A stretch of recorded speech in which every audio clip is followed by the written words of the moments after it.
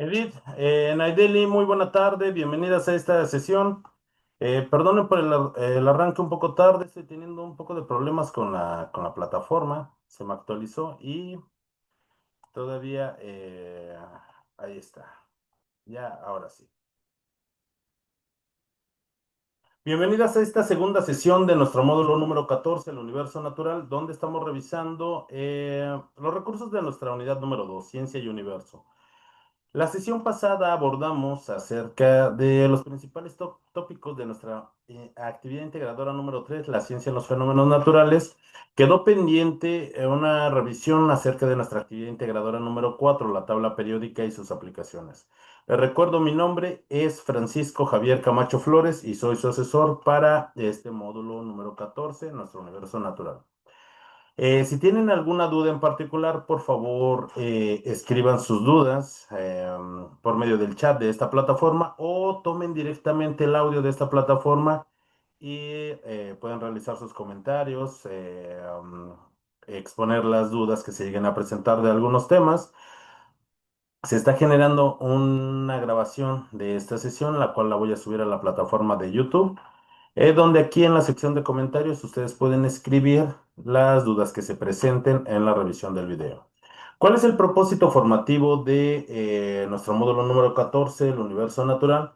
Bueno, es reconocer las características del pensamiento científico que sustenta las ciencias experimentales mediante el análisis de la dinámica del universo, el cual les va a permitir comprender la estructura de la materia y la interrelación que tiene con la energía. Ahora bien, eh, les quisiera preguntar dos cosas. Una, si están ustedes observando la presentación en pantalla, el PowerPoint de la sesión, y también si tienen alguna duda de la actividad integradora número 3.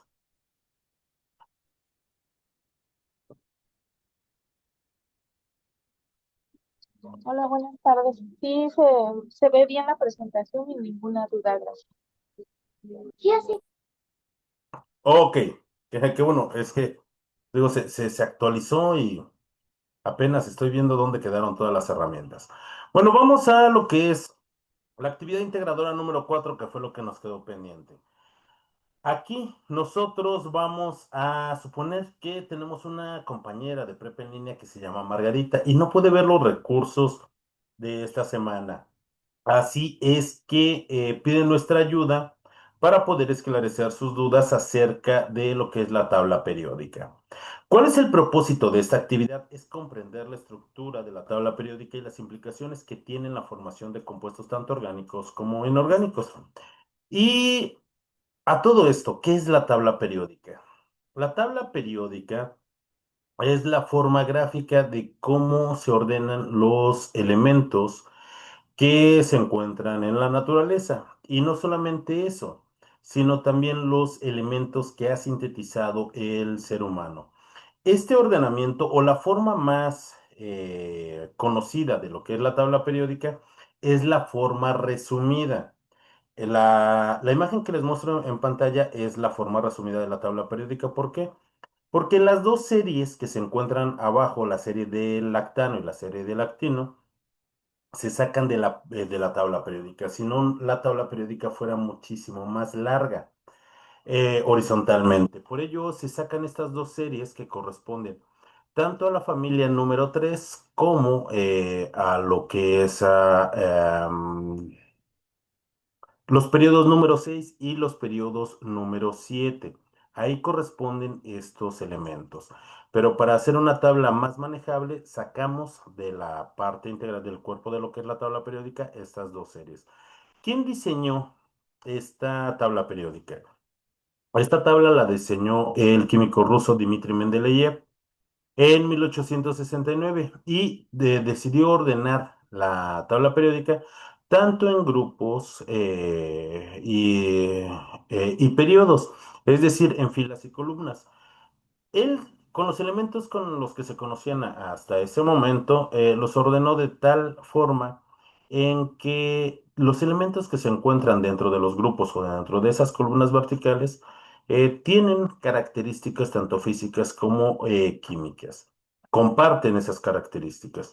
Ahora bien, vamos a recordar también un poco de lo que aprendimos la semana pasada y particularmente de lo que fue el modelo atómico de Bohr, porque a partir de él, recuerden, Bohr determina que los electrones se encuentran en diferentes niveles y dentro de estos niveles en los que se encuentran los electrones es de donde se obtienen estos periodos, es decir, esas filas horizontales, iniciando de la parte superior hasta la parte forma de cómo se pueden ordenar los elementos. No existen otros tipos de ordenamientos, existen otro tipo de tablas periódicas, pero esta es la más usual, es la más utilizada. eh, y bueno, y dependiendo de las características podemos utilizar parte de lo que es esta tabla periódica. Convencionalmente es la más adecuada, pero que nos quede claro que no es el único ordenamiento que tienen los elementos, sino es la única tabla periódica. Bueno, ¿qué es lo que nosotros necesitamos hacer? Necesitamos conocer la estructura de la tabla periódica, comprender la nomenclatura química y su clasificación, comprender la formación de compuestos tanto orgánicos e inorgánicos a partir de los elementos que se encuentran presentes en lo que es la tabla periódica, y conocer los elementos que se unen para formar la vida. ¿Qué es lo que nosotros vamos a realizar? Vamos a hacer una presentación en PowerPoint donde aquí lo más importante es que sea explicado con nuestra propia voz. Aquí nosotros eh, vamos a explicar cada uno de los puntos que se nos está solicitando. Eh, Pueden hacer una presentación en PowerPoint y utilizar la aplicación de insertar audio. No obstante, yo les recomiendo que utilicen Canva. Pueden utilizar la aplicación de Canva, introducir introducir audio para las explicaciones de cada uno de los puntos que se nos está solicitando y de esta forma hacer mucho más versátil nuestras entregas. Lo único que tienen que verificar es que sea el enlace correcto y que por favor me otorguen todos los permisos para que yo pueda observar lo que es su trabajo realizado. Ahora, para quienes decidan hacerlo en PowerPoint, tomen en cuenta que la plataforma solamente soporta hasta 20 megas por envío de archivos. Así es que si su presentación es más pesada, les recomiendo que utilicen lo que es la nube para que ustedes puedan subir sus actividades en tiempo. ¿Ok? ¿Cómo vamos a realizar? Bueno, recuerden que de esta actividad es que nosotros le expliquemos a Margarita. Para ello vamos a hacer esa presentación en PowerPoint con audio. Tiene que estar explicado con nuestra propia voz.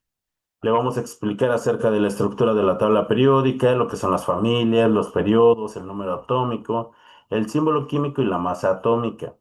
Para ello, en la primera diapositiva, ustedes van a ingresar lo que son sus datos de identificación, como lo es su nombre, su grupo, el nombre de su asesor virtual y la fecha de entrega. En la diapositiva número 2, ustedes van a integrar una imagen de lo que es la tabla periódica y van a indicar su división por familias de los elementos químicos. Para la diapositiva número 3, ustedes van a integrar una imagen de la tabla periódica en la cual van a indicar su división por periodos. Para la diapositiva número 4 van a integrar una imagen de la tabla periódica y van a indicar cómo es que están clasificados por número químico. Para la diapositiva número 5, integrando una imagen de un elemento de la tabla periódica, van a describir lo que es su símbolo químico. Para la diapositiva número 6, con una imagen también de un elemento de la tabla periódica, van a explicar lo que es la masa atómica. En la diapositiva 7 van a responder a la pregunta, ¿por qué es importante la clasificación de compuestos orgánicos e inorgánicos? La siguiente diapositiva, la 8, van a mencionar tres ejemplos de compuestos orgánicos y tres de compuestos inorgánicos. Para la diapositiva número 9 van a responder a la pregunta, ¿por qué es importante conocer y comprender lo que es la estructura de la tabla periódica? ¿Por qué es necesario el que nosotros sepamos cómo está estructurada? Es importante que conozcamos la información que ahí está. Sí, sí, sí, es importante, pero es mejor saber cómo podemos utilizar la tabla periódica, ya que la información que está ahí no va a cambiar y siempre va a estar ahí en la tabla periódica. Lo importante es saber cómo utilizar la tabla periódica. Si ustedes necesitan más diapositivas para integrar sus referencias, para poder integrar lo que es no lo sé, ¿quieren dar algún ejemplo más acerca de alguno de los tópicos que se nos están solicitando? Sin problema alguno pueden utilizar más diapositivas de las que se están solicitando. Una vez que terminen su presentación, van a guardarla con la siguiente nomenclatura, sus apellidos, su nombre y la clave de esta actividad, que es M14, S2, A y 4. Y bueno, entonces, como comentábamos hace un momento, la tabla periódica es la forma gráfica de cómo están ordenados los elementos de acuerdo a sus características físicas, de acuerdo a sus características químicas, de acuerdo a sus características eléctricas, de acuerdo a su estado de oxidación, de acuerdo a muchas características, es cómo están ordenados ahí los elementos de la tabla periódica. Por ello es que toma esa forma también un poco caprichosa. Es importante que nosotros sepamos en qué condiciones se encuentra la tabla periódica. Si ustedes tienen una tabla periódica impresa o bien tienen alguna de forma digital, es importante primero nosotros notar la nomenclatura en la cual está hecha esa tabla periódica. ¿Qué quiere decir? Eh, si yo quiero diseñar mi tabla periódica, mi propia tabla, yo voy a utilizar el mismo orden en el que se encuentran, pero tal vez esos colores a mí no me gusten.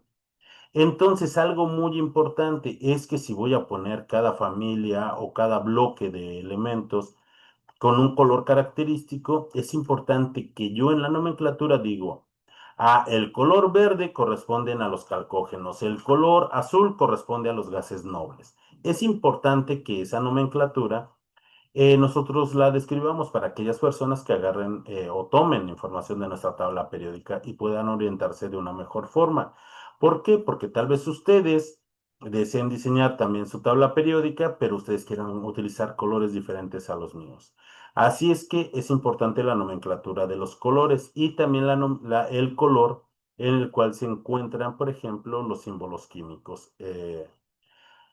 Sumado a ello, también la tabla periódica que nosotros observemos es importante que nosotros veamos en qué condiciones son tomadas esas características. Generalmente las tablas periódicas vienen en condiciones normales. Estas condiciones son a una atmósfera de presión y 20 grados Celsius, pero algunas veces se encuentran a una atmósfera de presión y a 0 grados Celsius. Eh, Van a cambiar las características si se encuentran a una presión diferente o a una temperatura diferente. Sí, los elementos cambian de acuerdo a esas características. Por eso es importante que nosotros observemos primeramente esa nomenclatura en la que se encuentran tanto los colores de las celdas, los colores de los símbolos y las unidades en las cuales nos estén reportando esas características. Una vez que nosotros ya sabemos de qué es la nomenclatura de la tabla periódica que nosotros tengamos, entonces vamos a aprender acerca de cómo está ordenada. La tabla periódica se encuentra ordenada en lo que son grupos o familias y son esas columnas verticales que se encuentran en lo que es el esquema gráfico. Son 18 grupos o familias en total y se enumeran del número 1 al número 18, iniciando de la parte izquierda y culminando en lo que es la parte derecha. Del número 1 al número 18. Si ustedes observan y hacen, cuando hagan su investigación, van a observar que algunas tablas periódicas no van a cambiar de forma, muchísimo menos los datos que ahí se reportan, pero sí cómo estaban identificados los grupos y las familias. Porque antes del 2007, las tablas periódicas se clasificaban como familias A y como familias B. Las familias A incluían a los metales alcalinos, los metales alcalino-térreos, lo que son halógenos y gases nobles. Los metales de transición eran identificados como familias B. Eran 8 familias A y 8 familias B. La UPAC toma esta medida para decir, vamos a dejarnos de familias A y de familias B, vamos a enumerarlas del 1 al 18 para que sea más fácil la identificación de cada una de estas familias. Y por ello, las tablas periódicas de hoy se enumeran del número 1 al 18, pero todavía es ampliamente nombrados estas familias como familias A y como familias. También algo muy importante, ¿por qué están ordenados entonces estos grupos o también por qué se les llama familias? Porque los elementos que se encuentran en esas columnas verticales cuentan con características semejantes, ya sea características físicas, características químicas, estados de oxidación e incluso también llegan a tener nombres específicos. Si ustedes en este momento me han escuchado hablar, tal vez he hecho referencia varias veces a lo que son los gases nobles. Los gases nobles se encuentran en la familia número 18, es decir, en la última familia de la derecha. Y se les llama así porque en condiciones normales generalmente no reaccionan. Así como esta familia tiene sus propios nombres, también las demás columnas. Y todavía se hace muchísima referencia y se utilizan también para indicar a los elementos por los nombres de las familias. Así que la primer familia, la familia número 1, también corresponde de nombre a los metales alcalinos, como tenemos al litio, al sodio, al potasio, al cesio, al francio, en fin. La primera columna, esos elementos corresponden a la primer familia, a la familia de los metales alcalinos. La segunda familia corresponde a la familia de los metales alcalinoterrios y así se les llama y así se les ubica. Tal vez ahorita en este momento estos nombres tal vez nos parezcan muy ajenos, pero en medida de que nosotros aprendamos acerca de la tabla periódica, pues nos va a quedar muchísimo más claro estos conceptos. Ahora, por ejemplo, en el ordenamiento y la identificación que yo les muestro en pantalla, por ejemplo, las familias número 3, 4, 5, 6, 7, 8, 9, 10, 11 y 12 se ven en color gris. Estos grupos son metales de transición. A estos metales de transición o elementos metálicos también llegan a tener nombres característicos y generalmente se les da el nombre del elemento que encabeza estos grupos o familias. Así tenemos a la familia del escandio, la familia del titanio. Por ejemplo, la familia del hierro son 3 columnas, ya que los elementos que se encuentran en esas 3 columnas comparten características químicas y eléctricas con lo que es el elemento hierro. Tenemos la familia del zinc también. Y después iniciamos en la familia número 13 o la familia del boro. Sigue la familia número 14 o la familia del carbono. También se les llama carbonoideos. La familia número 15 o la familia del nitrógeno también se le llama la familia de los nitrogenoideos. Le sigue la familia número 16 y aquí la encabeza el oxígeno. Se le llama familia del oxígeno, la familia de los anfígenos o también familia de los calcógenos. Así es que incluso hasta tienen más nombres. Sigue la familia número 17 y es la familia del flúor o también algo muy importante, la familia de los halógenos. Tal vez hemos escuchado hablar mucho acerca de los halógenos y corresponden a todos los elementos que se encuentran en esta familia. Hay algo característico. Si ustedes también tienen una tabla periódica, van a observar que estos elementos en temperatura y condiciones normales también se encuentran en el mismo estado físico de agregación. Generalmente son gases. De aquí que dentro de la familia del flúor vamos a tener al fluoro, al flúor, bueno, al cloro, al bromo, al yodo y al astato. Y finalmente tenemos a lo que es la familia de los gases nobles. La familia de los gases nobles, estos gases se llaman nobles porque no reaccionan. Casi no son tóxicos, exceptuando el xenón, el radón. Pero estos elementos se llaman así o se les da el nombre de gases nobles porque generalmente no reaccionan. Así es que dentro de estos grupos o familias o esas columnas verticales, entonces también llegan a tener más nombres, pero también lo que denotamos es que comparten características tanto físicas como químicas, incluso estados de agregación. También comparten características. eh, respecto de su estado de oxidación e incluso su valencia. Por ello es importante que nosotros los empecemos a identificar poco a poco. Lo siguiente es que los elementos también se encuentran ordenados como periodos. Los periodos van a ser esas filas horizontales. ¿Y a qué obedece esta fila horizontal? Esto corresponde a las características electrónicas que tienen, es decir, a cómo es su comportamiento de acuerdo al número de electrones que tienen. Y de ahí que alcancen, bueno, algunas configuraciones electrónicas diferentes. Ahora, algo muy importante. Todos los elementos que se encuentren dentro de dentro de estas familias o periodos, van a tender a querer alcanzar la estabilidad del gas noble en el que se encuentran dentro de esas familias. Estos son unos términos un poco más, bueno, que desconocemos tal vez en este momento, pero es importante conocer que también los electrones se distribuyen dentro de un átomo en órbitas específicas y que se pueden cuantificar estadísticamente.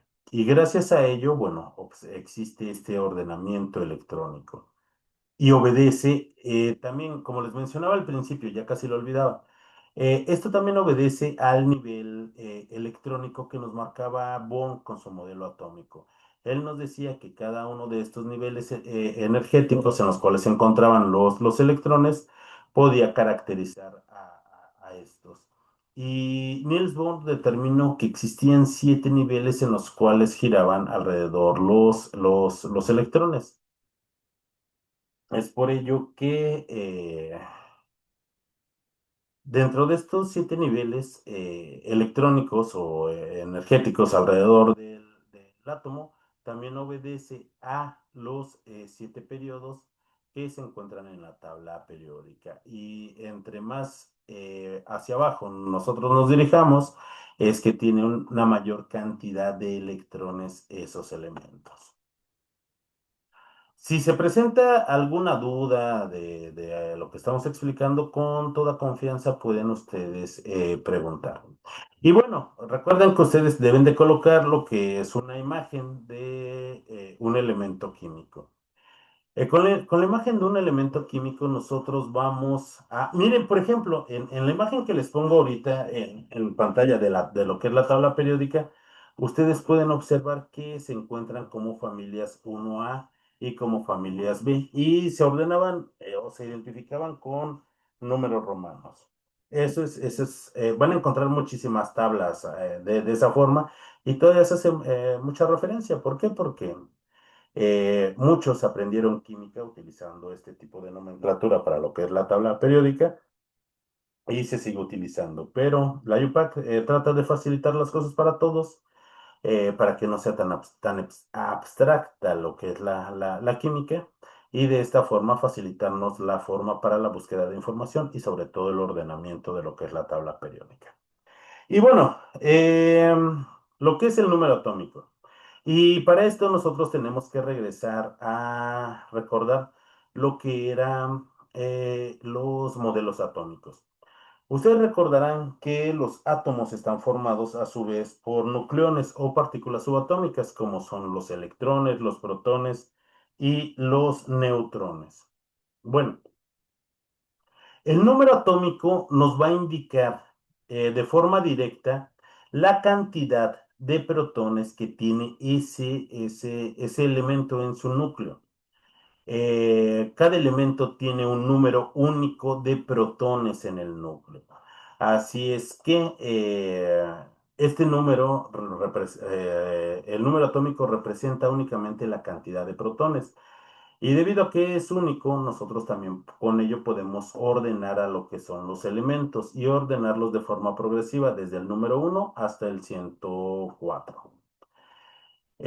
Van a decir, oiga, pero mi tabla periódica no solamente tiene hasta el 104, trae hasta el 118 o quizás hasta más.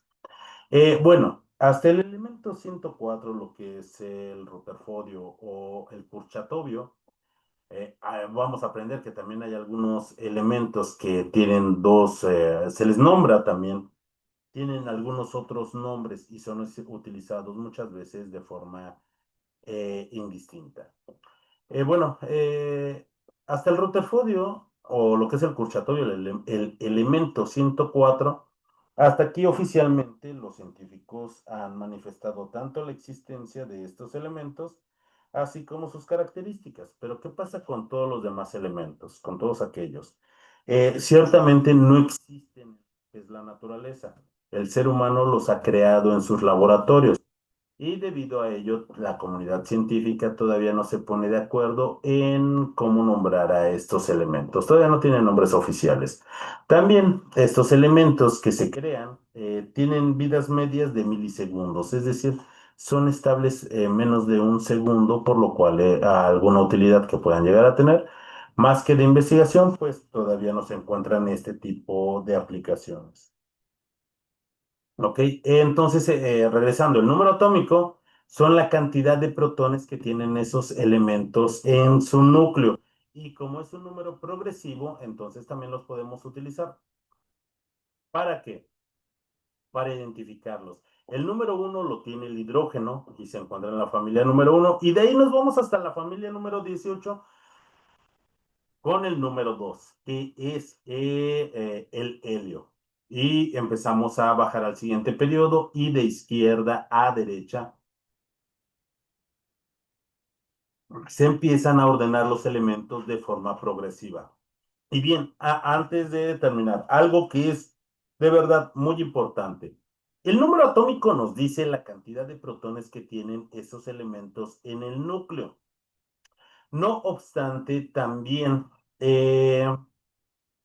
de forma indirecta, el número atómico nos dice también la cantidad de electrones que tiene ese elemento, debido a que todos los átomos tienen la misma cantidad tanto de protones como de neutrones. Así es que conociendo el número atómico, nosotros también podemos conocer el número de electrones que tiene ese elemento. Tenemos que explicar también lo que es el símbolo químico. Y para esto, para explicarle a Margarita con la imagen de un elemento, vamos a nosotros a explicarle lo más importante, que los símbolos químicos de los elementos pueden constar de una letra o bien de dos letras. Cuando constan únicamente de una sola letra, esta siempre va a ser mayúscula. Y cuando su nombre conste de dos letras, esta siempre va a ser minúscula. Y ahora, ¿de dónde se le otorgaron los nombres a los elementos? Pues principalmente de su descubridor. Hay algunos elementos que se conocen desde hace miles de años, como el caso del oro o la plata o el carbono. Eh, ¿De dónde toman su nombre los elementos químicos? Porque a partir del nombre es donde generalmente se toma el símbolo químico. Van a ver que para muchos de ellos coincide, como en el caso del hidrógeno, pues su símbolo es H.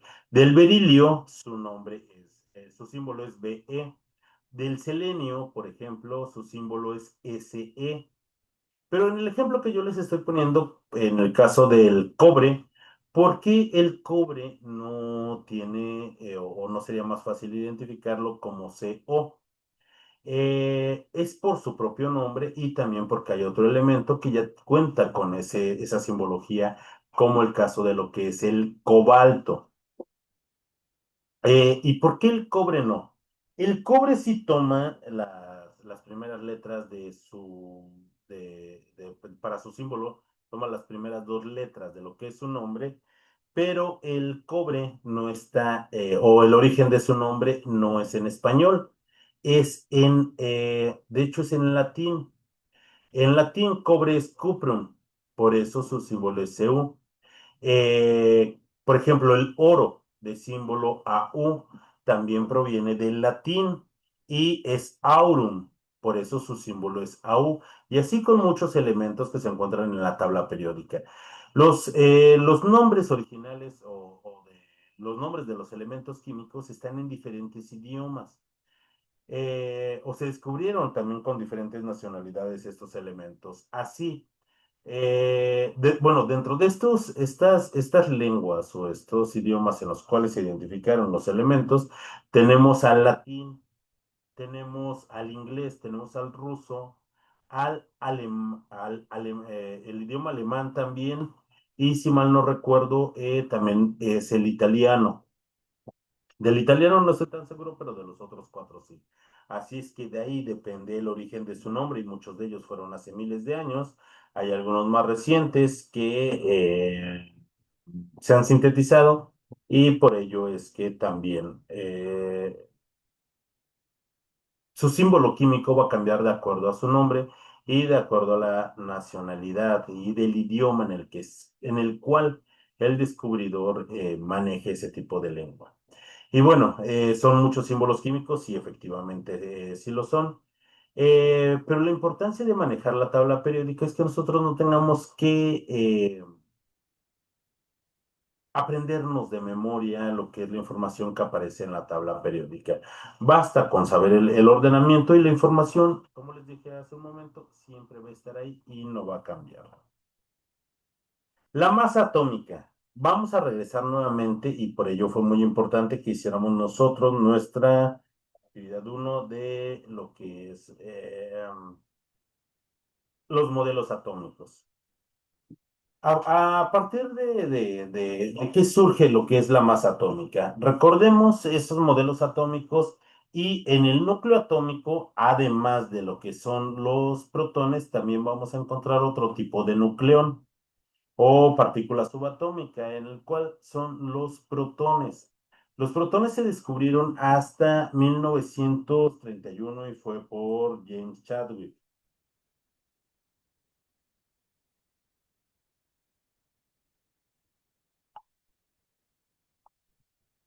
Perdón, les comentaba, se descubren en 1931 o 32 lo que son los neutrones en el núcleo atómico y a partir de ello es lo que le da la masa al átomo, tanto la suma de la masa de los protones como la suma de la masa de los neutrones. Y esta masa atómica está dada en lo que son UMAS, unidades de masa atómica. ¿De dónde surgen las sumas? Las sumas surgen de lo que es el peso de estas partículas, pero haciendo referencia a la masa de lo que es el carbono 14. Así es que no vayamos a confundir lo que es la masa atómica con lo que es el peso atómico, porque también la masa atómica, perdón, o lo que es el peso atómico nos va a decir que es el promedio de las masas de la abundancia relativa de esos elementos. Pero en fin, bueno, la masa atómica entonces va a ser la suma de estas dos partículas, lo que son los protones y también de lo que son los neutrones. ¿Ok? Mientras va a contar la masa de los electrones, no, porque estos se encuentran fuera del núcleo y su masa es 1000 veces más pequeña que la masa de lo que son estas partículas. Ahora bien, es importante también que aprender la tabla periódica y con ello nosotros conocer lo que son la formación de compuestos. Y los compuestos que se forman son tanto compuestos orgánicos como compuestos inorgánicos. Bueno, ¿por qué clasificamos a los compuestos de esa forma? Para poder nosotros clasificar lo que es la química. La química es un área de especialización, es una ciencia experimental muy grande y es importante analizarla de acuerdo también a su estructura. Es por ello que se determinan eh, analizar los compuestos y la química, como inorgánica y como química orgánica. ¿Y en qué se diferencia? Bueno, los compuestos orgánicos van a ser aquellos compuestos en los cuales dentro de su estructura contengan carbono, pero no únicamente el carbono, sino que tiene que estar formando enlaces con otros elementos, como en el caso del hidrógeno, el nitrógeno, el azufre, el oxígeno y el fósforo principalmente. Pero tiene que estar formando estos compuestos. ¿Todos los compuestos que tienen carbono son orgánicos? No. De aquí es que nosotros vamos a excluir a lo que son principalmente lo que son los carbonatos. Los carbonatos son compuestos inorgánicos, pero todos los demás. Y bueno, ¿cómo diferenciarlos? Además de su estructura química, también por sus propiedades tanto físicas como químicas. Los compuestos orgánicos van a presentar generalmente, el enlace que se presenta es el enlace covalente. Eh, el carbono no presenta concatenación y hay algo importante, los compuestos orgánicos sí presentan isomería. ¿Y a qué me refiero con que presentan isomería? Presentan isomería, es decir, que van a existir moléculas con el mismo peso molecular, la misma cantidad de átomos, pero estos átomos se encuentran distribuidos de una forma característica, haciendo de esto que vamos a tener moléculas que pesan exactamente lo mismo, contienen la misma cantidad de átomos, pero estos átomos están ordenados de una forma diferente. Los compuestos orgánicos son combustibles, es decir, se queman. Esa es una de las formas más fáciles de poder identificar a los compuestos orgánicos. Y no debemos de confundirlos también con términos actuales como lo que son los productos orgánicos. ¿Tiene algo que ver? Pues realmente no mucho. Eh, Dentro de los compuestos orgánicos también van a existir compuestos sintéticos, recuerden. Lo principal para poder nosotros clasificarlos de esta forma es que el carbono esté formando o no este tipo de compuestos con hidrógeno, oxígeno, nitrógeno y demás. Estas estructuras se queman. Cualquier, bueno, la mayor parte de estos materiales sí se logran quemar, son compuestos orgánicos. Por ejemplo, el papel, por ejemplo, la madera, por ejemplo, nuestra ropa. Si la acercamos a una flama, se va a quemar. Ahora, los compuestos orgánicos no infiere que sean aquellos compuestos que son completamente naturales. No, dentro de los compuestos orgánicos también vamos a tener compuestos sintéticos. Por ejemplo, las botellas de plástico que nosotros utilizamos cuando compramos agua, nuestra propia ropa, son de materiales que vienen de lo que es la síntesis a partir de los compuestos del petróleo, pero se queman y los compuestos que se obtienen a través de la separación de lo que es el petróleo, se obtienen compuestos orgánicos. Y lo fácil que lo podemos identificar es cuando se exponen a la flama, estos se queman. Los compuestos orgánicos son solubles en disolventes orgánicos principalmente y sus reacciones son lentas y rara vez cuantitativas. Hasta el día de hoy, jóvenes estudiantes, existen más de 130 millones de compuestos orgánicos sintetizados hasta el día de hoy. Dentro de ellos tenemos muchísimos ejemplos, como en el caso de los azúcares, disacáridos como lo que es la sacarosa, la lactosa o la manosa. Pero también vamos a tener, por ejemplo, algunos otros compuestos orgánicos a partir de carbohidratos, como son los azúcares simples, como la glucosa, la fructosa, la ribosa y en fin. Existen, como les decía, más de 130 millones de compuestos sintetizados al día de hoy y siguen aumentando lo que es esta larga fila de información. Existen muchísimos ejemplos, como yo mismo soy hecho de compuestos orgánicos, Así es que si a mí me avientan a lo que es una fogata, también me voy a quemar. ¿Por qué no? Porque soy hecho de un compuesto orgánico. En el caso de los compuestos inorgánicos, el enlace que siempre se encuentra más presente es el enlace iónico y eso hace que tengan capacidad de lo que es formar electrolitos y conducir de esta forma la electricidad. Los compuestos inorgánicos no presentan isomería y generalmente tampoco se queman. Tal vez nos hayamos dado cuenta de esto en la cocina de nuestras casas. Si nosotros colocamos sal en un sartén, a la sal no le va a pasar absolutamente nada. Y si dejamos ahí esta sal en un sartén en la estufa 5 horas, cuando nosotros regresemos a ver lo que hay, pues es que ya no, perdón, no va a existir algún cambio en esta sustancia a pesar de que lo dejemos en una alta temperatura por su propia naturaleza inorgánica. Les digo, ustedes coloquen sal en un sartén y por más que lo calienten jamás se va a quemar. Pero si nosotros colocamos azúcar, ¿la azúcar va a notar cambios? Claro que sí. Con las altas temperaturas,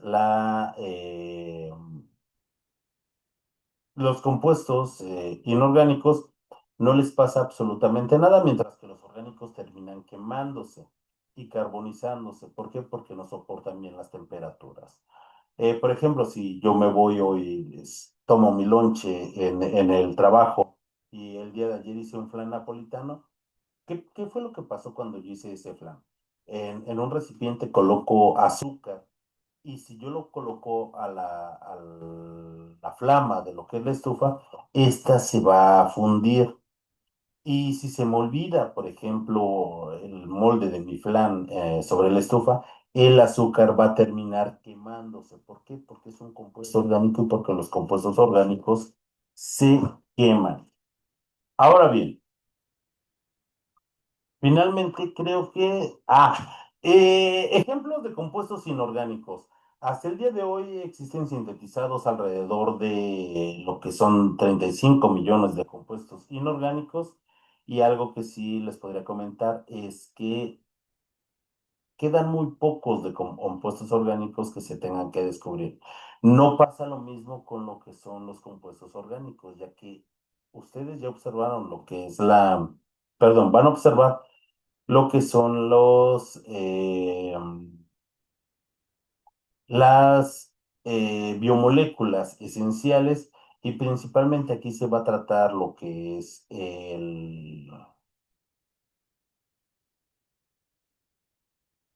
perdón, dentro de los compuestos inorgánicos vamos a tener, por ejemplo, lo que es el agua, los carbonatos con el bicarbonato de sodio, el dióxido de carbono, el ácido sulfúrico, el ácido nítrico, el hidróxido de potasio, por ejemplo, el cloruro de plata o el cloruro de sodio, como la sal de mesa de nuestros hogares. Y bueno, ahí es un pequeño esbozo de lo que es cuando mandamos a identificar tanto compuestos orgánicos como inorgánicos por las características que estos tienen. Ahora,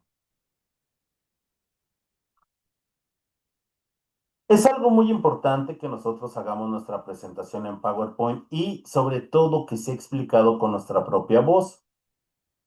Como les decía desde el principio de esta sesión, yo les recomiendo de forma encarecida que ustedes utilicen Canva.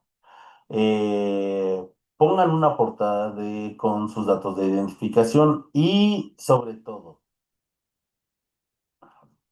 eh, expliquen de una forma clara la estructura de lo que es la tabla periódica, cada uno de los elementos que se está solicitando dentro de esas actividades para que podamos obtener nosotros el máximo de puntuación de acuerdo a hacer caso y entregar a tiempo, cumpliendo con cada uno Recuerden responder a todas las preguntas que se nos están planteando acerca de los compuestos orgánicos e inorgánicos. Mencionen también tres ejemplos de compuestos orgánicos y tres de compuestos inorgánicos. Y finalmente vamos a responder a la pregunta que se nos planteó desde el inicio. Y recuerden, algo esencial dentro de esto. La presentación no va dirigida a su asesor virtual. Recuerden, nosotros estamos haciendo todo esto para ayudar a que Margarita pueda comprender muchísimo mejor lo que es la tabla periódica. Hasta aquí, alguna duda que se llegue a presentar.